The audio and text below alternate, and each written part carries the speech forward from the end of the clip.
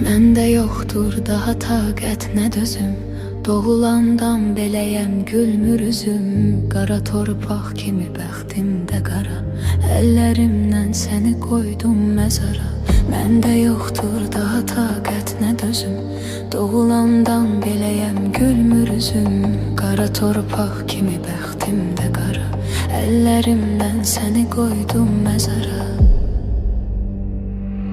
Bu xəyallar məni ağuşuna alıb, görsən tanımazsan oğlum qocalıb. Yenə səssizliyə qərq olmuş otaq, bu fikirlərlə alınmır yaşamaq. Bu xəyallar məni ağuşuna alıb, görsən tanımazsan oğlum qocalıb. Yenə səssizliyə qərq olmuş otaq, bu fikirlərlə alınmır yaşamaq. Sən belə getməməliydin anacan, gözümdən itməməliydin anacan. Daha yoxdur yaşamağımın səbəbi, bizi tərk etməməliydin anacan. Sən belə getməməliydin anacan, gözümdən itməməliydin anacan.